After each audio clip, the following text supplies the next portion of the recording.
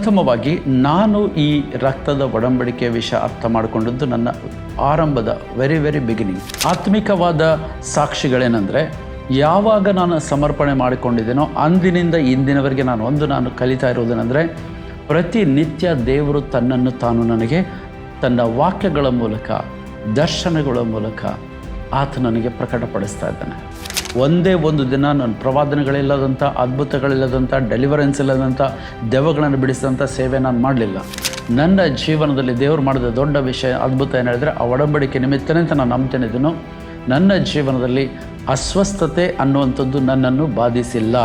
ನಾನು ಸೇವೆಗೆಂದು ಮಂಗಳೂರು ಪಟ್ಟಣಕ್ಕೆ ಬಂದು ಇಳಿಯುವಂಥ ದಿನದಲ್ಲಿ ಕೇವಲ ಕೊನೆಯ 50 ರೂಪಾಯಿ ನನ್ನ ಪರ್ಸಲ್ಲಿತ್ತು, 2 ಡ್ರೆಸ್ ಇತ್ತು, 1 ಬೆಡ್ಶೀಟ್ ಇತ್ತು. ಆ ರೀತಿ ಬಂದಿದ್ದೆ ನಾನು.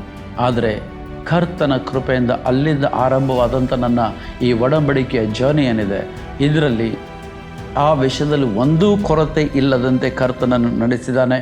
ಗ್ಲೋಬಲ್ ಇಕ್ವಿಪರ್ಸ್ ಮಿನಿಸ್ಟ್ರೀಸ್ ಅರ್ಪಿಸುವ ರಕ್ತದ ಒಡಂಬಡಿಕೆ. Praise the lord. ಪ್ರಿಯ ವೀಕ್ಷಕರೇ, ನಾನು ವೈಭವಿ ಸರಾಫ್.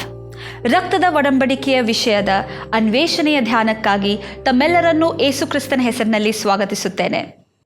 ಕ್ರಿಸ್ತನಲ್ಲಿ ಪ್ರಿಯರಾದ ನನ್ನ ಸಹೋದರ ಸಹೋದರಿಯರೇ, ಕರ್ತನು ಇನ್ನೊಮ್ಮೆ ನಮ್ಮನ್ನು ಈ ರಕ್ತದ ಒಡಂಬಡಿಕೆ ಅನ್ನೋ ವಿಷಯದ ಅನ್ವೇಷಣೆಯ ಮುಂದಿನ ಎಪಿಸೋಡ್ನಲ್ಲಿ ಬರುವಂತೆ ಕೃಪೆಯನ್ನು ಅನುಗ್ರಹಿಸಿದ್ದಾನೆ. ಪ್ರಿಯರೇ, ಇದುವರೆಗೂ ನಾವು ಒಡಂಬಡಿಕೆಯ ಅರ್ಥ, ಒಡಂಬಡಿಕೆಯ ಆರಂಭ, ಅದರ ಸಾಮರ್ಥ್ಯ ಮತ್ತು ಅಲೌಕಿಕವಾದ ಅಂದರೆ super natural blessings, super natural protection, provisions, ಹೀಗೆ ದೇವರು ಆ ಒಡಂಬಡಿಕೆಯಲ್ಲಿರುವವರಿಗೆ ಕೊಡುವಂಥ ಅನೇಕ ವಿಷಯಗಳನ್ನು ಧ್ಯಾನಿಸಿದ್ದೇವೆ. ಸಾಕ್ಷಿಗಳ ಹೊರತಾಗಿ ನಾವು ಮುಂದೆ ಹೋದರೆ ಬಹುಶಃ ಸರಿಯಾಗಿರಲಿಕ್ಕಿಲ್ಲ. ಇಲ್ಲಿ ಕೆಲವೊಂದು ಇವತ್ತು ನಾವು ಸಾಕ್ಷ್ಯಗಳ ಕುರಿತಾಗಿ ಗಮನಿಸುವರಾಗಿದೆ. ನಾನು ವಿವರಿಸುವುದಿಲ್ಲ, ಹೆಚ್ಚು ವಿವರಣೆ ಕೊಡೋದಿಲ್ಲ. ಆದರೆ ಕೆಲವೊಂದು ಮಹತ್ವವುಳ್ಳ ವಿಷಯಗಳು ನಾನು ಹೇಳ್ತೇನೆ. ಕೆಲವರ ಸಾಕ್ಷಿಗಳನ್ನು, ಅಂದರೆ ನಾನು ಈ ವಿಷಯವನ್ನು ಟೀಚ್ ಮಾಡಿದಂಥ ಜನರ ಕೆಲವರ ಸಾಕ್ಷಿಗಳನ್ನು ನಿಮಗೆ ಹೇಳಲಿಕ್ಕೆ ಬಯಸ್ತಾ ಇದ್ದೇನೆ. ಈ ಸಬ್ಜೆಕ್ಟನ್ನು ಅನೇಕ ವರ್ತಿ ನಾನು ನಾರ್ತ್ ಇಂಡಿಯಾದಲ್ಲಿ ಟೀಚ್ ಮಾಡಿದ್ದೇನೆ. ಜೊತೆಗೆ ಹಲವಾರು ನಮ್ಮ ಆನ್ಲೈನ್ ಟ್ರೈನಿಂಗ್ ಪ್ರೋಗ್ರಾಮ್ಸಲ್ಲಿ, ಅಂದರೆ ಝೂಮಲ್ಲಿ ಆಗಿರ್ಬೋದು, ಗೂಗಲ್ ಮೀಟಲ್ಲಿ ಆಗಿರ್ಬೋದು, ಅನೇಕರಿಗೆ ಈ ಟೀಚಿಂಗ್ ಮಾಡಿದ್ದೆ. ಹಾಗಾಗಿ ಸಾಕ್ಷಿಗಳನ್ನು ನಿಮ್ಮ ಎದುರಿನಲ್ಲಿ ಪ್ರಸ್ತಾಪಿಸೋದಕ್ಕೆ ಅಥವಾ ಇಡಲಿಕ್ಕೆ ನಾನು ಬಯಸ್ತೇನೆ. ಅದಕ್ಕಿಂತ ಮುಂಚೆ ಕೆಲವು ಆಲೋಚನೆ ನಾನು ಹೇಳ್ತೇನೆ, ಆಮೇಲೆ ಅವರ ವಿಡಿಯೋಸನ್ನು ನಾವು ಗಮನಿಸುವ ಪ್ರೇರೆ. ಪ್ರಥಮವಾಗಿ ನಾನು ಈ ರಕ್ತದ ಒಡಂಬಡಿಕೆಯ ವಿಷಯ ಅರ್ಥ ಮಾಡಿಕೊಂಡದ್ದು ನನ್ನ ಆರಂಭದ ವೆರಿ ಬಿಗಿನಿಂಗ್. ಜಸ್ಟ್ ನಾನು ಸೇವೆ ಕಾಲಿಟ್ಟಂಥ ಮೊದಲಿನ 6 ತಿಂಗಳ ಒಳಗೆ ಆದಂಥ ವಿಷಯ ಇದು. ಆಗ ನನಗೆ ಯಾವಾಗ ಗೊತ್ತಾಯಿತು, ಅವತ್ತೇ ನಾನು ಈ ಒಡಂಬಡಿಕೆಗೆ ನನ್ನನ್ನು ಒಪ್ಪಿಸಿಕೊಟ್ಟಿದ್ದೇನೆ. ಹೇಗೆಂದರೆ, ನಾನು ಕಲಿತದ್ದು ಹಾರ್ಡ್ಲಿ 1 hour 2 hour ಸೆಷನ್ ಮಾತ್ರ ಒಡಂಬಡಿಕೆ ವಿಷಯದಲ್ಲಿ. ನನಗೆ ಆರಂಭದಲ್ಲಿ ನಾನು ತಿಳ್ಕೊಳ್ಳುವಾಗ ಅದರಲ್ಲಿ ಕೆಲವು ಪಾಯಿಂಟ್ಸ್ ನನ್ನ ಮನಸ್ಸನ್ನು ಟಚ್ ಮಾಡಿತು. ಮೊದಲನೇದು ಯಾವುದು ಹೇಳಿದರೆ, ನಾನು ಏನೆಲ್ಲ ಆಗಿದ್ದೇನೋ ಮತ್ತು ನಾನು ಏನೆಲ್ಲವನ್ನು ಪ್ರತಿನಿಧಿಸ್ತೇನೋ ಅದೆಲ್ಲ ಕರ್ತನೆ ಇವತ್ತಿನಿಂದ ನಿನ್ನದು ಅನ್ನುವಂಥ ಒಂದು ಪಾಯಿಂಟ್ ನನ್ನ ಮನಸ್ಸಿಗೆ ಟಚ್ ಆಯಿತು. ಅಂದರೆ ಆತನೊಂದಿಗೆ ಒಡಂಬಡಿಕೆಯಲ್ಲಿ ಬಂದರೆ ನಾನು ಇದನ್ನು ಮೊದಲು ಮಾಡಬೇಕು. ಎರಡನೇದಾಗಿ, ನನ್ನ ಎಲ್ಲ ಏನು ಸಾಮರ್ಥ್ಯಗಳಿವೆ ಅಥವಾ ತಲಾಂತಗಳಿವೆ, ನನ್ನ ಹತ್ರ ಏನೇ ಇದೆ ಅದೆಲ್ಲ ಇನ್ನು ನಿನ್ನದು. ಆ ರೀತಿ ಆತನಿಗೆ ಸಮರ್ಪಣೆ ಮಾಡಿಕೊಳ್ಬೇಕು ಅದರಲ್ಲಿ ಅನ್ನುವಂಥ ವಿಷಯ ನನಗೆ ಟಚ್ ಆಯಿತು. ಅದಾದಮೇಲೆ ನನ್ನ ಶತ್ರುಗಳೆಲ್ಲ ಇನ್ನು ಮೇಲೆ ದೇವರ ಶತ್ರುಗಳು ಅಂತ ನಾನು ಹೇಳ್ತಾ ಇರೋದು ಮನುಷ್ಯರಲ್ಲ. ನನ್ನ ಜೀವನಕ್ಕೆ ವಿರುದ್ಧವಾಗಿ ಬರುವಂಥ ಎಲ್ಲ ವಿಷಯಗಳು ಅದು ದೇವರಿಗೆ ಸಂಬಂಧಪಟ್ಟದ್ದು. ಯಾವುದಾದ್ರೂ ಸಮಸ್ಯೆ, ಯಾವುದಾದ್ರೂ ಆ ದುರಾತ್ಮನ ಕಾರ್ಯವಾಗಲಿ, ಏನೇ ನನ್ನ ಮೇಲೆ ಅಟ್ಯಾಕ್ಸ್ ಬಂದರೆ ಅದನ್ನು ದೇವರೇ ವ್ಯವಹರಿಸ್ತಾರೆ ಅನ್ನುವಂಥದ್ದು ಈ ಒಡಂಬಡಿಕೆಯಲ್ಲಿ ಬರುವಂಥ ಬಹಳ ಪ್ರಾಮುಖ್ಯವಾದಂಥ ವಿಷಯ. ನನಗೇನು ಸಂಬಂಧಪಟ್ಟರು ಅದರ ಜವಾಬ್ದಾರಿ ನನ್ನೊಂದಿಗೆ ಒಡಂಬಡಿಕೆ ಮಾಡಿಕೊಂಡಿರುವ ಯೇಸು ಕ್ರಿಸ್ತನದು. ಅದಾದ ನಂತರ ನನ್ನ ಎಲ್ಲ ಹೋರಾಟಗಳು ಅದು ಕರ್ತನ ಹೋರಾಟಗಳು. ನನ್ನ ಹತ್ರ ಏನೆಲ್ಲ ಇದೆ ಅದೆಲ್ಲ ಆತನದು, ಆತನ ಹತ್ರ ಏನಿದೆ ಅದೆಲ್ಲ ನನ್ನದು.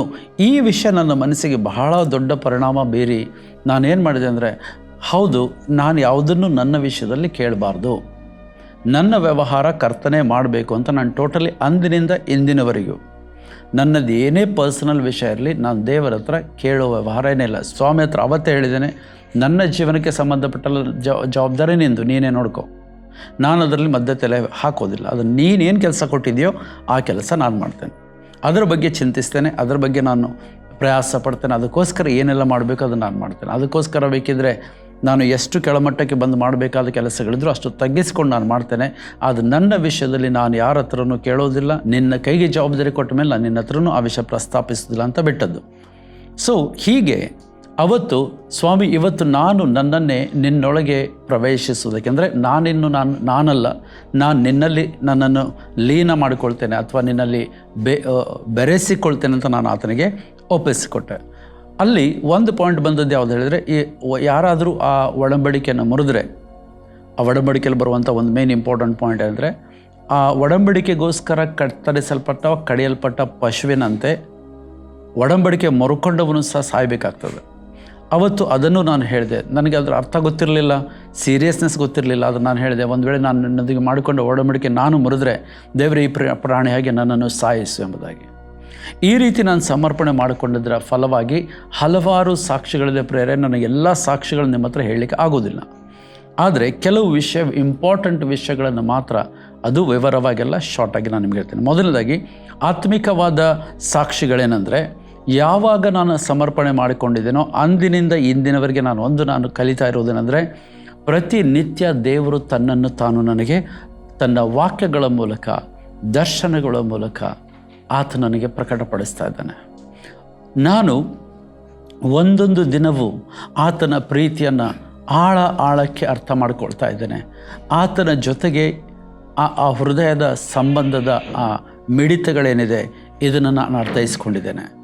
ಮತ್ತು ನಾನು ಯಾವಾಗ ಕರ್ತನೊಂದಿಗೆ ಒಡಂಬಡಿಕೆಯಲ್ಲಿ ಪ್ರವೇಶಿಸೋ ಕೃಪೆಗೆ ನಡೆಸಲ್ಪಟ್ಟೆನೋ ಅಂದಿನಿಂದ ಸತ್ಯವೇದವನ್ನು ತೆರೆದರೆ ಆಲ್ಮೋಸ್ಟ್ ಎಲ್ಲ ಪುಟಗಳಲ್ಲಿ, ಓಲ್ಡ್ ಟೆಸ್ಟಮೆಂಟ್ ಆಗಿರಲಿ, ನ್ಯೂ ಟೆಸ್ಟಮೆಂಟ್ ಆಗಿರಲಿ, ಅಲ್ಲಿ ಕ್ರಿಸ್ತನನ್ನು ಕಾಣುವಂಥ ಕೃಪೆ ಇದು ಸಾಮಾನ್ಯವಾದಂಥ ಒಂದು ಪ್ರಕಟಣೆ ಅಲ್ಲ, ಬಹಳ ಆಳವಾದ ಪ್ರಕಟಣೆಗಳಿದು. ಇವತ್ತು ಅನೇಕರು ನಿಮ್ಮಲ್ಲಿ ನಾನು ಶೇರ್ ಮಾಡುವಂಥ ವಚನ ನೀವು ಕೇಳಿರ್ಬೋದು, ಆಳ ಸತ್ಯಾರ್ಥಗಳನ್ನು ತಿಳಿದಿರ್ಬೋದು. ಇದೆಲ್ಲವೂ ಕಾರಣ ಏನಂದರೆ, ಕರ್ತನೊಂದಿಗೆ ಆ ಒಡಂಬಡಿಕೆಯಲ್ಲಿರೋದ್ರಿಂದ ಆತನು ತನ್ನನ್ನೇ ತಾನು ಪ್ರಕಟಿಸ್ತಾ ಹೋಗುವಂಥದ್ದು ಅತಿ ಪ್ರಾಮುಖ್ಯವಾದ ಒಂದು ಆತ್ಮಿಕವಾದ ಬ್ಲೆಸ್ಸಿಂಗ್ ಆಗಿದೆ, ಅಥವಾ ಸಾಕ್ಷಿ ಅಂತ ಹೇಳ್ಬೋದು.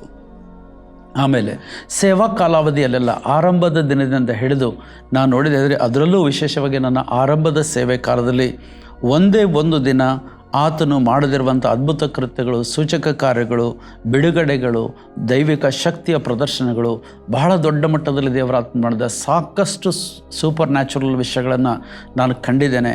ಆದರೆ ಮುಂದೆ ದೇವರಾತ್ಮನು ಈ ವಿಷಯಗಳ ನಿಮಿತ್ತ ನಾನೆಲ್ಲೋ ಒಂದು ರೀತಿಯಲ್ಲಿ ಅಹಂಕಾರಕ್ಕೆ ಒಳಗಾಗ್ತೇನೋ ಏನೋ ಅನ್ನುವಂಥ ಒಂದು ದೃಷ್ಟಿಕೋನದಲ್ಲಿ ನನಗೆ ರಿಸ್ಟ್ರಿಕ್ಷನ್ಸ್ ಹಾಕಿದರು. ಪವಿತ್ರಾತ್ಮನೇ ಹೇಳಿದರು, ನೀನು ಮೊದಲು ವಾಕ್ಯದ ಸೇವೆ ಮಾಡು, ಅದ್ಭುತ ಕಾರ್ಯಗಳು, ಸೂಚಕ ಕಾರ್ಯಗಳು, ಇದ್ರ ಬಗ್ಗೆ ಜಾಸ್ತಿ ಗಮನ ಕೊಡಬೇಡ. ಜನರು ನಿನ್ನನ್ನು ನೋಡಿ ಬರಬಾರ್ದು, ಜನರು ನನ್ನ ವಾಕ್ಯಗಳನ್ನು ನಿನ್ನ ಬಾಯಿಂದ ಕೇಳಿ ನನ್ನ ಬಳಿಗೆ ಬರಬೇಕು.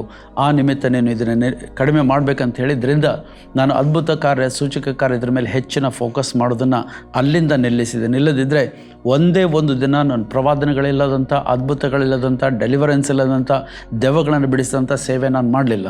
ಅಂಥ ದೊಡ್ಡ ಸೇವೆ ಮಾಡಿದ ಆನಂತರ ಕರ್ತನ ಹೇಳಿದ ಮೇಲೆ ಅದನ್ನು ಸೆಕೆಂಡ್ರಿಯಾಗಿ ಇಟ್ಟಿದ್ದೇನೆ. ಯಾವಾಗ ಅಗತ್ಯದೆಯೋ ಆ ಕರ್ತನ ಕೆಲಸ ಮಾಡಿದ್ದಾರೆ.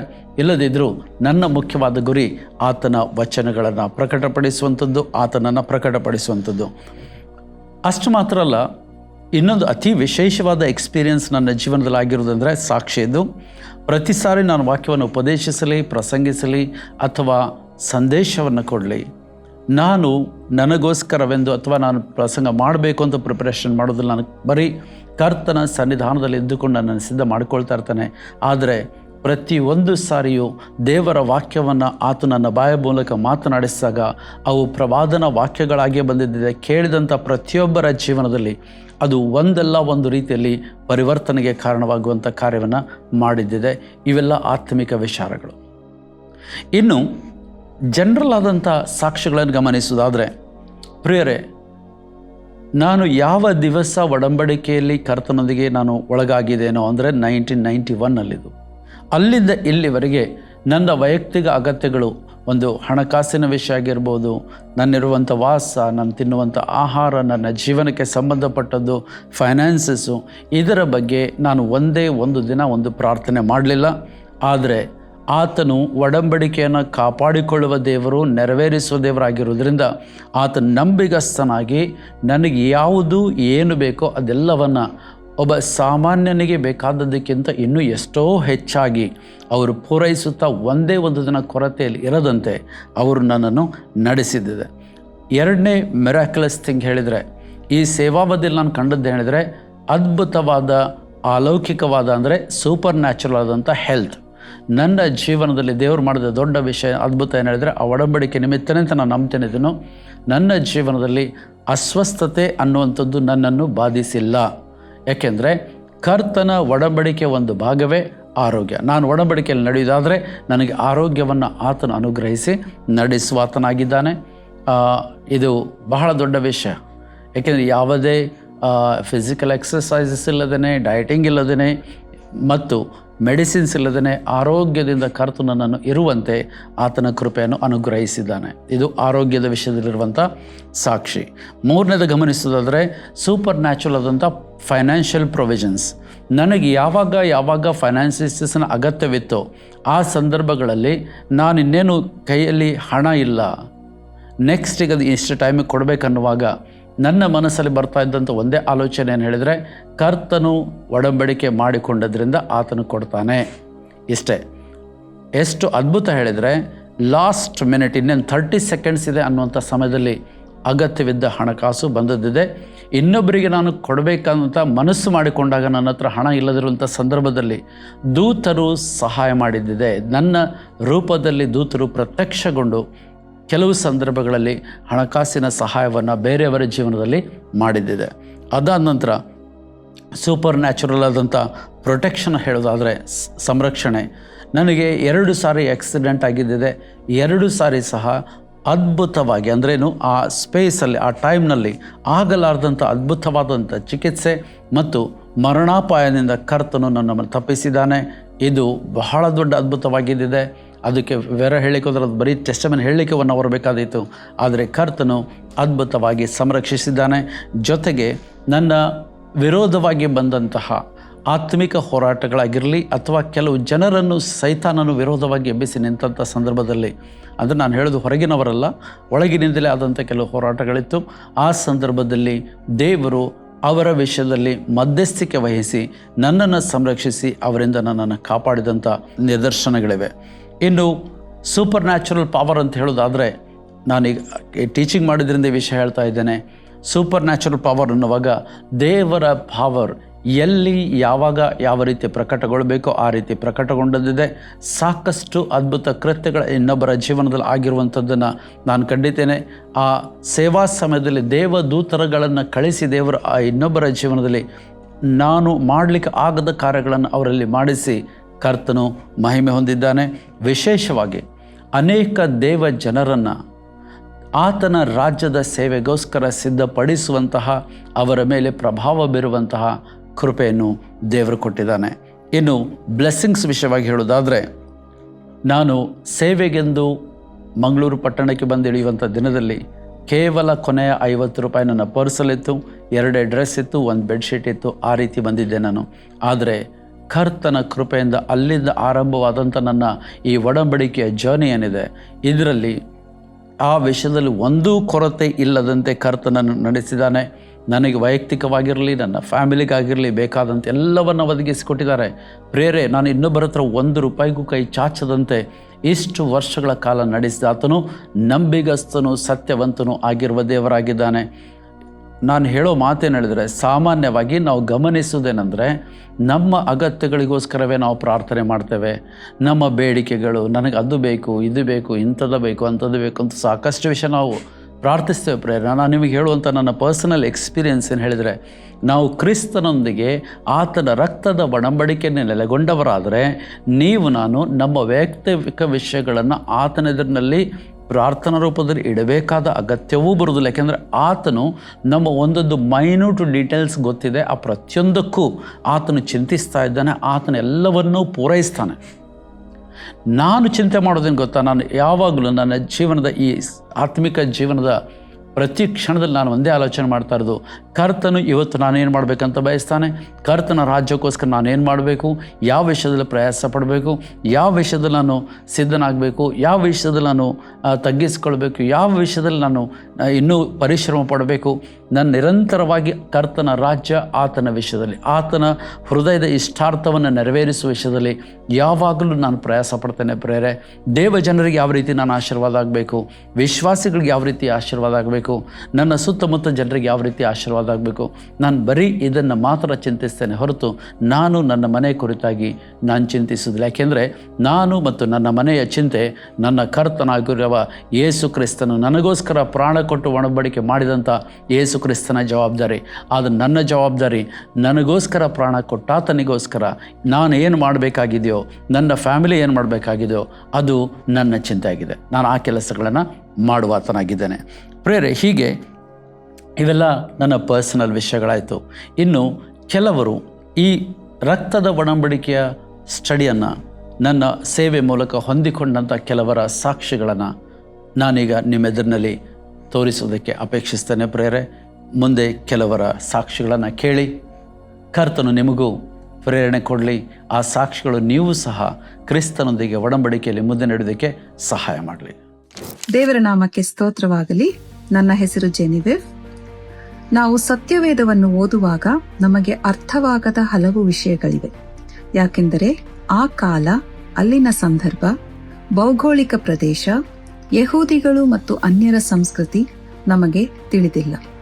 ನಮ್ಮ ಝೂಮ್ ಗ್ರೂಪ್ನಲ್ಲಿ ರಕ್ತದ ಒಡಂಬಡಿಕೆಯ ಬಗ್ಗೆ ನಡೆಸಿದ ಅಧ್ಯಯನವು ರಕ್ತಧಾರೆ ಏಕೆ, ದೇವರು ಅಬ್ರಹಾಮ ಮತ್ತು ಇತರರೊಂದಿಗೆ ಅವರು ತಿಳಿಯುವ ರೀತಿಯಲ್ಲಿ ಒಡಂಬಡಿಕೆಯನ್ನು ಹೇಗೆ ಮಾಡಿದನು, ಈಗ ಒಡಂಬಡಿಕೆಯಲ್ಲಿ ದೇವರು ಸ್ವತಃ ಭಾಗಿಯಾಗಿದ್ದಾನೆ ಎಂಬ ಎಲ್ಲ ವಿಷಯಗಳು ನನಗೆ ತಿಳಿದು ಬಂದವು.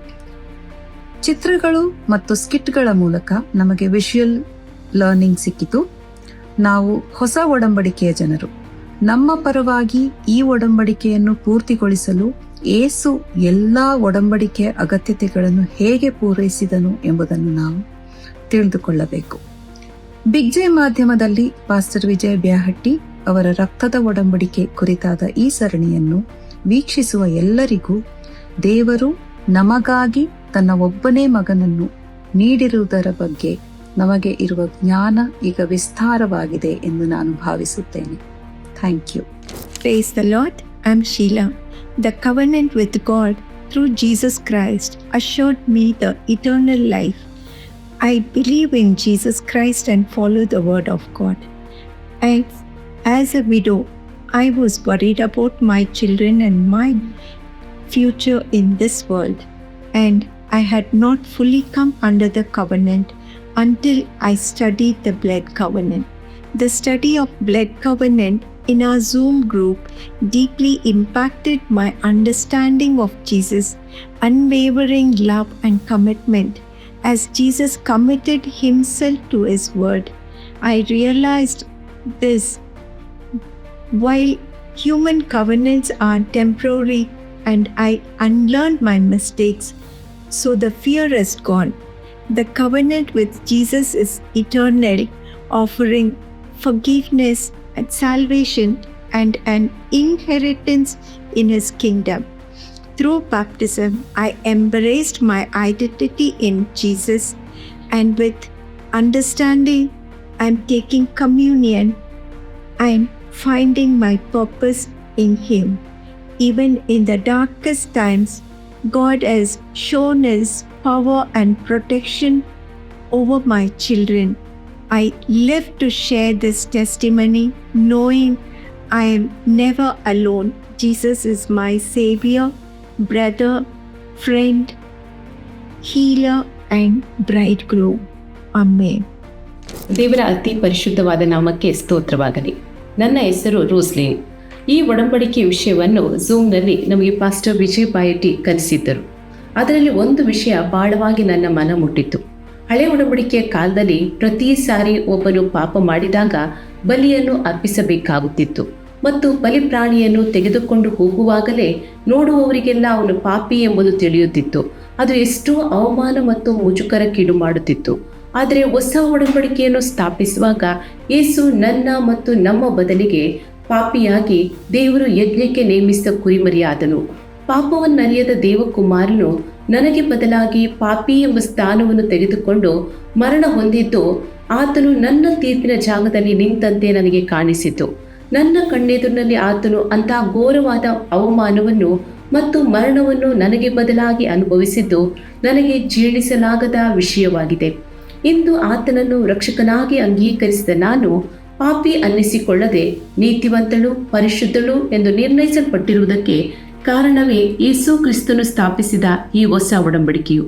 ಇದನ್ನು ಮನುಷ್ಯರಾದ ನಾವು ಪಾವತಿಸಲಾಗದ ಕ್ರಯದಿಂದ, ಅಂದರೆ ಯೇಸು ತನ್ನ ಸ್ವರಕ್ತದಿಂದ ಸಂಪಾದಿಸಿಕೊಂಡು ನಮಗೆ ಉಚಿತವಾಗಿ ಅನುಗ್ರಹಿಸಿದ್ದಾನೆ. ಆದ್ದರಿಂದ ಈ ಧ್ಯಾನವು ನಿಮಗೂ ದೇವರ ಜೊತೆ ಸಾಮೀಪ್ಯ ಸಂಬಂಧವನ್ನು ಕಲ್ಪಿಸಿಕೊಡಲಿ ಎಂದು ನಾನು ಪ್ರಾರ್ಥಿಸುವುದಾಗಿದ್ದೇನೆ. ನಾನು ಗೀತಾ ರಾಜೇಂದ್ರ ಸರಾಫ್. ಈ ರಕ್ತದ ಒಡಂಬಡಿಕೆ ವಿಷಯದ ಅಧ್ಯಯನದಿಂದ ನನಗಾದ ಆಶೀರ್ವಾದವನ್ನು ಹೇಳಲು ಬಯಸುತ್ತೇನೆ. ಈ ರಕ್ತದ ಒಡಂಬಡಿಕೆಯಲ್ಲಿ ನಾವು ನೋಡುವಾಗ ನಾವು ದೇವರ ರಕ್ತ ಸಂಬಂಧಿಗಳು ಎನ್ನುವ ವಿಷಯವು ನನಗೆ ಅರ್ಥವಾದಾಗ ನನ್ನ ಆತ್ಮಿಕ ಜೀವನದ ಶೈಲಿಯೇ ಬದಲಾಯಿತು. ನಾವು ಕುಟುಂಬವಾಗಿ ಎದುರಿಸುವಂತಹ ಪರೀಕ್ಷೆಗಳಾಗಲಿ ಶೋಧನೆಗಳಾಗಲಿ ಅವುಗಳನ್ನು ನೋಡುವ ದೃಷ್ಟಿಕೋನ ಬದಲಾಯಿತು. ಅವುಗಳನ್ನು ಜಯಿಸುವ ಶೈಲಿಯೇ ಬದಲಾಯಿತು. ಪರಿಣಾಮವಾಗಿ ಅನೇಕ ವರ್ಷಗಳಿಂದ ತಡೆಹಿಡಿಯಲ್ಪಟ್ಟಂತ ಆಶೀರ್ವಾದಗಳನ್ನ ನಾವು ಮರಳಿ ಪಡೆದುಕೊಳ್ಳುವುದಕ್ಕೆ ನಮಗೆ ಸಹಾಯವಾಯಿತು. ದೈವಿಕ ಆಶೀರ್ವಾದಗಳನ್ನು ಹೊಂದಿಕೊಳ್ಳುವುದಕ್ಕೆ ಸಹಾಯವಾಯಿತು. ನಾನು ತುಂಬಾ ಭಾಗ್ಯಶಾಲಿ ಎಂದು ಹೇಳಿಕೊಳ್ಳಲು ಬಯಸುತ್ತೇನೆ. ಏಕೆಂದರೆ ವಿಜಯ್ ಪಾಸ್ಟರ್ ಅವರ ಹಿಂದಿಗೆ ಭಾಷಾಂತರವಾದಂತಹ ಲಹೂಕಿ ವಾಚ ಎನ್ನುವ ಪುಸ್ತಕವನ್ನು ಓದುವ ಅವಕಾಶ ನನಗೆ ಸಿಕ್ಕಿದೆ ಮತ್ತು ನಮ್ಮ ಝೂಮ್ ನಲ್ಲಿ ಈ ವಿಷಯದ ಅಧ್ಯಯನವನ್ನು ಇನ್ನೂ ಆಳವಾಗಿ ನಾವು ಮಾಡಿದ್ದೇವೆ. ಈಗ ಇದು ನಮ್ಮ ಬಿಗ್ ಜೆ ಟಿವಿಯಲ್ಲಿ ಬರ್ತಾ ಇರುವುದು ನನಗೆ ತುಂಬಾ ಸಂತೋಷವಾಗಿದೆ. ಈ ವಿಷಯದ ಅಧ್ಯಯನದಿಂದ ನನಗಾದ ಆಶೀರ್ವಾದವನ್ನು ನೀವು ಪಡೆದುಕೊಳ್ಳಿರಿ ಎಂಬುದಾಗಿ ನಾನು ಪ್ರಾರ್ಥಿಸುತ್ತೇನೆ. Price lord. ಎಲ್ಲರಿಗೂ ದೇವರ ಪರಿಶುದ್ಧ ನಾಮಕ್ಕೆ ಮಹಿಮೆ ಉಂಟಾಗಲಿ. ನನ್ನ ಹೆಸರು ಮಂಜುನಾಥ್ ಎಂಬುದಾಗಿ ಚಿಕ್ಕಮಗಳೂರು ಜಿಲ್ಲೆ ತರೀಕೆರೆ ತಾಲೂಕು ಲಿಂಗದಳ್ಳಿ ಹೋಬಳಿಯಲ್ಲಿ ನಾವು ಸೇವೆ ಮಾಡ್ತಿದ್ದೀವಿ ಕಳೆದ 5 ವರ್ಷಗಳಿಂದ. ನಾವು 2018ರಲ್ಲಿ Jehovah Jireh institute of theology Rajagopal Nagar bible ಕಾಲೇಜಲ್ಲಿ ಮಾಡುವಾಗ 2 ದಿನದ ಸೆಮಿನಾರ್, ರಕ್ತದ ಒಡಂಬಡಿಕೆ ಎಂಬ ಸೆಮಿನಾರ್ ಮಾಡಲಾಗಿತ್ತು. ಅದರಲ್ಲಿ ನಾವು ಪಾಲ್ಗೊಂಡಿದ್ದೆವು. ಅದರಲ್ಲಿ ನಾವು ಯೇಸು ಕ್ರಿಸ್ತನ ರಕ್ತದ ಒಡಂಬಡಿಕೆಯ ಕುರಿತಾಗಿ ಅನೇಕ ರಹಸ್ಯಗಳು ತಿಳಿಯಲ್ಪಡಿಸಿದರು ದೇವರಾತ್ಮನು. ಮತ್ತು ನಾವು ಮುಂಚೆ ಯೇಸು ಕ್ರಿಸ್ತನ ರಕ್ತದ ಕುರಿತಾಗಿ ಸ್ವಲ್ಪ ಮಾತ್ರವೇ ತಿಳಿದಿದ್ದೆವು. ಆದ್ರೆ ಇಲ್ಲಿ ಒಡಂಬಡಿಕೆ, ರಕ್ತದ ಒಡಂಬಡಿಕೆ ಎಂಬುದಾಗಿ ಆಳವಾಗಿ ಅನೇಕ ರಹಸ್ಯಗಳು ದೇವರು ನಮ್ಮ ಜೊತೆ ಪ್ರಕಟಪಡಿಸಿಕೊಂಡ್ರು. ದೇವರಿಗೆ ಮಹಿಮೆ ಉಂಟಾಗಲಿ. ಅದೇ ರೀತಿ ಕಲಿಸಿಕೊಟ್ಟಂತ ವಿಜಯ್ ಪಾಸ್ಟರ್ ಅವರು ಕೂಡ ನಾವು ವಂದಿಸ್ತೇವೆ. ಮತ್ತು ಇದನ್ನು ಅರೇಂಜ್ ಮಾಡಿದಂತ ಆರೋನ್ ಪಾಸ್ಟರ್ಗೂ ಕೂಡ ನಾವು ಯೇಸು ಕ್ರಿಸ್ತ ನಾಮದಲ್ಲಿ ತುಂಬಾ ವಂದಿಸುವವರಾಗಿದ್ದೇವೆ. ಮತ್ತು ಇದು ನಮ್ಮ ವೈಯಕ್ತಿಕ ಜೀವಿತಕ್ಕೂ ಮತ್ತು ನಮ್ಮ ಸೇವಾ ಜೀವಿತಕ್ಕೂ ನಮ್ಮ ಕುಟುಂಬಕ ಜೀವಿತಕ್ಕೂ ತುಂಬಾ ಪ್ರಯೋಜನಕರವಾಗಿದೆ. ಈ ಸಾಕ್ಷಿ ದೇವರಿಗೆ ಮಹಿಮೆ ಉಂಟಾಗಲಿ. ಆಮೇಲೆ ಪ್ರೈಸ್ ದ ಲಾರ್ಡ್. ನಾನು ವಿಲ್ಸನ್ ಕುಂದರ್, ಮೂಲತಃ ಉಡುಪಿ. ದೇವರ ಸೇವೆಯಲ್ಲಿ ನನ್ನನ್ನು ತೊಡಗಿಸಿಕೊಂಡಿದ್ದೇನೆ. ವಿಶೇಷವಾಗಿ ನಾವು ಈ ದಿನಗಳಲ್ಲಿ ರಕ್ತದ ಒಡಂಬಡಿಕೆ ಅನ್ನುವಂಥ ವಿಷಯದಲ್ಲಿ ಕಲಿತಾ ಇದ್ದೇವೆ. ಪಾಸ್ಟರ್ ವಿಜಯ್ ಬ್ಯಾಟಿ ಅವರು ಇದು ಭಾಳ ಒಂದು ಉತ್ತಮವಾಗಿ ಅದರೊಳಗೆ ಆಳವಾದಂಥ ರಹಸ್ಯಗಳನ್ನು ಬಿಡಿಸಿ ಅದನ್ನು ಟೀಚಿಂಗ್ ಮಾಡ್ತಾ ಇದ್ದಾರೆ. ಯಾಕಂದರೆ ಇದು ನಾವು ಮೊದಲೇ ಝೂಮ್ನಲ್ಲಿ ಎಲ್ಲ ಟೀಚಿಂಗ್ಸ್ಗಳನ್ನು ಕೂಡ ಝೂಮ್ ಮೀಟಿಂಗ್ ಮೂಲಕ ನಾವು ಅನೇಕರು ಸೇರಿ ಇದನ್ನು ಕಲ್ತಿದ್ದೇವೆ ಅವ್ರ ಜೊತೆಯಲ್ಲಿ. ಅದರಿಂದ ಇದೊಂದು ಒಳ್ಳೆಯ ವಿಷಯ. ಅನೇಕರಿಗೆ ನಾವು ನೋಡ್ತೇವೆ, ಅಥವಾ ನಮಗೂ ಕೂಡ ಅನೇಕ ಸಂಗತಿಗಳು ಓದುವಾಗ ಅದರಲ್ಲಿರುವಂಥ ಪ್ರಕಟಣೆಗಳು ಗೊತ್ತಿಲ್ಲದೆ ಇರುವಂಥ ಸಂಗತಿಗಳಿದೆ. ಆದ್ದರಿಂದ ಆ ವಿಷಯಗಳನ್ನು ನಾವು ಕಲಿತುಕೊಂಡು ಬರುವಾಗ ಒಡಂಬಡಿಕೆ ಅಂದರೆ ಏನು, ಹೊಸ ಒಡಂಬಡಿಕೆ ಅಂದರೆ ಏನು, ಹಳೆ ಒಡಂಬಡಿಕೆ ಅಂದರೆ ಏನು, ಒಡಂಬಡಿಕೆ ಯಾವುದರ ಮೂಲಕ ಸ್ಥಾಪಿಸಲ್ಪಟ್ಟಿದೆ, ಆ ಒಡಂಬಡಿಕೆಯ ಪವರ್ ಏನು ಅಂತ ಅದನ್ನು ತಿಳ್ಕೊಳ್ಳುವಾಗ ನಿಜವಾಗಿ ಲೈಫಲ್ಲಿ ಒಂದು ದೊಡ್ಡ ಬದಲಾವಣೆ, ಸೇವೆಯಲ್ಲಿ ಕೂಡ ಒಂದು ದೊಡ್ಡ ಬದಲಾವಣೆಯನ್ನು ನಾವು ಅನುಭವಿಸ್ತೇವೆ. ಹಾಗಾಗಿ ನನಗೂ ಕೂಡ ಅದರಲ್ಲಿ ವಿಶೇಷವಾಗಿ ದೇವರು ಅಬ್ರಹಾಮನೊಂದಿಗೆ ಮಾಡಿದಂಥ ಒಡಂಬಡಿಕೆ ಮತ್ತು ಆ ಒಡಂಬಡಿಕೆ ಅದನ್ನು ಮರೆಯದೆ 1000 ತಲೆಮಾರುಗಳವರೆಗೂ ಆತನದನ್ನು ಸ್ಥಾಪಿಸ್ತಾ ಬರುವಂಥ ಸಂಗತಿಗಳು. ಅದೇ ರೀತಿಯಲ್ಲಿ ಆ ರಕ್ತದಲ್ಲಿ, ಯಾಕಂದರೆ ರಕ್ತದಲ್ಲಿ ಅದರಲ್ಲಿ ಜೀವ ಇದೆ. ಯಾಕಂದರೆ ದೇವ್ರ ಜೊತೆಯಲ್ಲಿರುವಂಥ ಆ ರಕ್ತದ ಒಡಂಬಡಿಕೆಯಲ್ಲಿರುವಂಥ ನಮಗೂ ದೇವರಿಗಿರುವಂಥ ಭಾಳ ಹತ್ತಿರವಾದಂಥ ಒಂದು ಸಂಬಂಧ ಏನು, ದೇವರದು ನಮ್ಮದು ರಿಲೇಷನ್ಶಿಪ್ ಏನು, ಇದೊಂದು ಭಾಳ ಒಂದು ಅದ್ಭುತವಾದಂಥ ವಿಷಯ. ಆದ್ದರಿಂದ ಅದರಲ್ಲಿ ನನಗೂ ಒಂದು ವಿಷಯದಲ್ಲಿ ಭಾಳ ಒಂದು ಇನ್ಸ್ಪೈರಿಂಗ್ ಆಗಿರುವಂಥದ್ದು. ಈ ಒಡಂಬಡಿಕೆಯಲ್ಲಿ ದೇವರು ಹೇಳುವಂಥ ಮಾತೇನಂತೇಳಿ ಹೇಳಿದ್ರೆ, ನನ್ನದೆಲ್ಲ ನಿನ್ನದೇ, ನಿನ್ನದೆಲ್ಲದ ನನ್ನದೇ. ಅಂದರೆ ನಾವು ಯಾವುದೇ ಸ್ಥಿತಿಗತಿಗಳಲ್ಲಿ ಹಾದು ಹೋಗಿದ್ರು ಕೂಡ ದೇವರು ಹೇಳ್ತಾರೆ ಅದು ನನ್ನದದು, ಯಾಕಂದ್ರೆ ನಾನು ಅದನ್ನು ನೋಡ್ಕೊಳ್ತೇನೆ ಅಂತ ಹೇಳುವಂಥ ಮಾತುಗಳು. ಹಾಗಾಗಿ ನಿಜವಾಗಿ ಈ ಒಂದು ರಕ್ತದ ಒಡಂಬಡಿಕೆಯ ವಿಚಾರದಲ್ಲಿ ನಾವು ನೋಡುವಾಗ, ಹಳೆ ಒಡಂಬಡಿಕೆಯಲ್ಲಿ ಜನರು ದೇವರ ಸಮ್ಮುಖಕ್ಕೆ ಹೋಗಲಿಕ್ಕೆ ಜನರಿಗೆ ಯಾವ ಒಂದು ಅರ್ಹತೆ ಇರಲಿಲ್ಲ. ಅವ್ರ ದೇವರ ಬಳಿಗೆ ಹೋಗಬೇಕಾದ್ರೆ ಭಾಳ ಅವರಿಗೆ ಖರ್ಚಿತ್ತು. ಯಾಕಂದರೆ ಪ್ರತಿ ಸಾರಿ ಅವ್ರು ದೇವರ ಬಳಿಗೆ ಹೋಗಬೇಕಾದ್ರೆ ಅವರು ಪಶುಗಳನ್ನು, ಪಕ್ಷಿಗಳನ್ನು, ಪ್ರಾಣಿಗಳನ್ನು ಅವರು ತಗೊಂಡು ಹೋಗಬೇಕಾಗಿತ್ತು. ಆದ್ದರಿಂದ ಭಾಳ ಖರ್ಚಿತ್ತು ಅವರಿಗೆ. ಆದರೆ ಈ ಹೊಸ ಒಡಂಬಡಿಕೆ ಬರಬೇಕಾದ್ರೆ ನಾವು ನೋಡಬೇಕಾದ್ರೆ ದೇವರು ನಮ್ಮಿಂದ ಏನನ್ನು ಬಯಸದೆ ತಾನೇ ತನ್ನ ರಕ್ತವನ್ನು ನಮಗೋಸ್ಕರ ಕೊಟ್ಟು, ಆ ಕರ್ತನಾದ ಯೇಸು ತನ್ನ ರಕ್ತದ ಬಲಿ ಯಜ್ಞದ ಮೂಲಕ ನಮಗೆ ಸಂಪೂರ್ಣವಾದಂಥ ಬಿಡುಗಡೆಯನ್ನು ಕೊಟ್ಟು, ಈಗ ಕರ್ತನಾದ ಯೇಸು ತನ್ನ ರಕ್ತದ ಒಡಂಬಡಿಕೆಯಲ್ಲಿ ದೇವರಿಗೂ, ತಂದೆಯಾದ ದೇವರಿಗೂ ನಮಗೂ ಆಗಿರುವಂಥ ಸಂಬಂಧ ಮತ್ತು ಆ ಒಂದು ಸಮಾಧಾನ, ಇದು ಭಾಳ ಒಂದು ಅದ್ಭುತವಾದಂಥ ವಿಷಯ. ಹಾಗಾಗಿ ಖಂಡಿತವಾಗಿ ಈ ಸಬ್ಜೆಕ್ಟ್ ಕೇಳ್ತಿರುವಾಗಲೇ ಕೆಲವು ಇನ್ನರ್ ಹೀಲಿಂಗ್ ಮತ್ತು ಔಟರ್ ಹೀಲಿಂಗ್ ಕೂಡ ಅದು ಕೇಳ್ತಾ ಇರುವಾಗಲೇ ಆಗ್ತದೆ. ಯಾಕಂದರೆ ಅಂಥ ಪವರ್ ಇದೆ ಇದರಲ್ಲಿ. ಹಾಗಾಗಿ ನಾನು ವಿಶೇಷವಾಗಿ ಪಾಸ್ಟರ್ ವಿಜಯ್ ಬ್ಯಾಟಿ ಅವರಿಗೂ ನಾನು ತುಂಬ ಕೃತಜ್ಞತೆ ಸಲ್ಲಿಸ್ತೇನೆ. ಯಾಕಂದರೆ ಅವರು ಭಾಳ ವರ್ಷ ಅದರಲ್ಲಿ ಆಳವಾಗಿ ಅವರು ಅದರ ಒಂದು ಸ್ಟಡಿ ಮಾಡಿ ಅದರ ಒಳಗಿರುವಂಥ ಮೂಲವನ್ನು, ಅದರ ಮರ್ಮಗಳನ್ನು ಅವರು ಹೊರಗೆ ತಂದಿದ್ದಾರೆ. ಇವತ್ತು ಎಷ್ಟೋ ಜನರಿಗೆ ನಮಗೆ ತುಂಬ ಪ್ರಯೋಜನ ಆಗಿದೆ. ಹಾಗಾಗಿ ನಿಮ್ಮೆಲ್ಲರಿಗೂ ಕೂಡ ಅದು ಪ್ರಯೋಜನವಾಗಲಿ. ಅದರಿಂದ ಒಂದೇ ಒಂದು ಸಬ್ಜೆಕ್ಟ್ ಕೂಡ ನೀವು ಬಿಡದೆ ಇದನ್ನು ನೋಡಿ ಮತ್ತು ತಿರುಗಿ ಅದನ್ನು ಧ್ಯಾನಿಸಿ, ಒಂದು ವೇಳೆ ಯಾರಾದರೂ ನೀವು ಸೇವೆ ಮಾಡುವವರಾದರೆ, ಒಂದು ವೇಳೆ ನಿಮ್ಮ ಸಭೆಗಳಲ್ಲಿ ಕೂಡ ಇದನ್ನು ಮಾಡಬೇಕಂತೇಳಿ ಹೇಳಿದರೆ ದಯಮಾಡಿ ಅವ್ರನ್ನ ಕಾಂಟ್ಯಾಕ್ಟ್ ಮಾಡಿ. ಖಂಡಿತವಾಗಿ ಅವರು ಬಂದು ಅವರು ಫೇಸ್ ಟು ಫೇಸ್ ಅವರು ಕಲಿಸ್ಲಿಕ್ಕೂ ಕೂಡ ಅವರು ರೆಡಿ ಇದ್ದಾರೆ. ಹಾಗಾಗಿ ಇದರಿಂದ ನಮಗೆ ತುಂಬ ಆಶೀರ್ವಾದವಾಗಿದೆ. ನಿಮಗೂ ಕೂಡ ಆಶೀರ್ವಾದ ಆಗಲಿ ಅಂತೇಳಿ ಹೇಳಿ ನಾವು ಕೂಡ ನಿಮಗೆ ಶುಭ ಹಾರೈಸ್ತೇವೆ. ತಪ್ಪದೆ ಇದನ್ನು ನೀವು ವೀಕ್ಷಿಸಿ ಮತ್ತು ಇದರಿಂದ ಆತ್ಮಿಕ ಲಾಭವನ್ನು ನಾವು ಪಡ್ಕೊಂಡಿದ್ದೇವೆ, ನೀವು ಕೂಡ ಪಡ್ಕೊಳ್ಳಿ ಎಂಬುದಾಗಿ ನಿಮ್ಮನ್ನು ಉತ್ತೇಜನ ಮಾಡ್ತೇವೆ. ದೇವರು ನಿಮ್ಮನ್ನು ಆಶೀರ್ವಿಸಲಿ. Price the lord. ದೇವರ ನಾಮಕ್ಕೆ ಸ್ತೋತ್ರವಾಗಲಿ. ರಕ್ತದ ಒಡಂಬಡಿಕೆ ಈ ಕಾರ್ಯಕ್ರಮ ವೀಕ್ಷಿಸುವ ವೀಕ್ಷಕರಿಗೆ ನಾನು ಹೇಳುವುದೇನೆಂದರೆ, ಕಳೆದ 5 ವರ್ಷಗಳ ಹಿಂದೆ ಪಾಸ್ಟರ್ ವಿಜಯ್ ಬ್ಯಾಹಟ್ಟಿ ಅವರು ಝೂಮ್ನಲ್ಲಿ ಇದರ ಬಗ್ಗೆ ನಮಗೆ ಸಂಪೂರ್ಣವಾದ ವಿವರವನ್ನು ಕೊಟ್ಟಿದ್ದರು. ನಿಜವಾಗಿ ಹೇಳುವುದಾದರೆ, ನಾವು ದೇವರ ವಾಕ್ಯದ ಪ್ರಕಾರ ಅಲ್ಲಿ ಯೋಹಾನ ಬರೆದ ಸುವಾರ್ತೆ 3:16 ಹೇಳ್ತದೆ, ದೇವರು ಲೋಕದ ಮೇಲೆ ಎಷ್ಟೋ ಪ್ರೀತಿಯನ್ನಿಟ್ಟು ತನ್ನ ಒಬ್ಬನೇ ಮಗನನ್ನು ಕೊಟ್ಟನು ಅಂತ. ದೇವರು ಬರೀ ಬಾಯಿ ಮಾತಿನಲ್ಲಿ ಹೇಳಿದರೆ ಸಾಕಿತ್ತು, ಯಾಕಂದರೆ ಆತನು ಭೂಮಿ ಆಕಾಶಗಳ ಒಡೆಯನಾಗಿದ್ದನು. ಆದರೂ ಆತನು ಅಗ್ರಿಮೆಂಟನ್ನು ಮಾಡಿದ್ದಾನೆ, ಒಂದು ಒಡಂಬಡಿಕೆಯನ್ನು ಮಾಡಿದ್ದಾನೆ. ಅದು ತನ್ನ ಮಗನ ರಕ್ತದ ಮೂಲಕ ಒಡಂಬಡಿಕೆಯನ್ನು ಮಾಡಿಕೊಂಡು ನಮಗೆ ಇವತ್ತು ನಿತ್ಯ ಜೀವವನ್ನು ಒದಗಿಸಿದ್ದಾನೆ. ಯಾರ್ಯಾರು ಆತನನ್ನು ಅಂಗೀಕಾರ ಮಾಡುತ್ತಾರೋ ಹೌದು, ಅವರಿಗೆ ಆತನು ನಿತ್ಯ ಜೀವವನ್ನು ಅನುಗ್ರಹಿಸಿದ್ದಾನೆ. ಖಂಡಿತವಾಗಿಯೂ ಆ ರಕ್ತದ ಒಡಂಬಡಿಕೆಗೆ ಬಹು ಅಮೂಲ್ಯವಾದದ್ದು. ಒಬ್ಬ ದೇವಕುಮಾರನ ರಕ್ತವನ್ನು ಸುರಿಸಿ ಆತನು ನಮ್ಮನ್ನು ರಕ್ಷಿಸಿದ್ದಾನೆ. ಖಂಡಿತವಾಗಿಯೂ ನಾವೆಲ್ಲರೂ ಇದಕ್ಕೆ ಒಳಗಾಗುವುದಾದರೆ, ಆತನನ್ನು ಸ್ವಂತ ರಕ್ಷಕನಾಗಿ ಸ್ವೀಕಾರ ಮಾಡುವುದಾದರೆ ಖಂಡಿತ ಎಲ್ಲರಿಗೂ ನಿತ್ಯ ಜೀವ ಉಂಟು. ಹೇಗೆಂದರೆ, ಒಂದು ಹುಡುಗಿ ತಾನು ಮದುವೆಯಾಗುವಾಗ ತನ್ನ ಗಂಡನಿಗೆ ತನ್ನನ್ನು ಸಮರ್ಪಣೆ ಮಾಡಿಕೊಳ್ತಾಳೆ. ತನ್ನ ಹಳೆಯ ಜೀವಿತವನ್ನು ಬಿಟ್ಟು ತಾನು ಹೊಸತಾಗಿ ಆತನೊಂದಿಗೆ ಜೀವನವನ್ನು ಅವಳು ಅವನೊಂದಿಗೆ ಬಾಳುತ್ತಾಳೆ.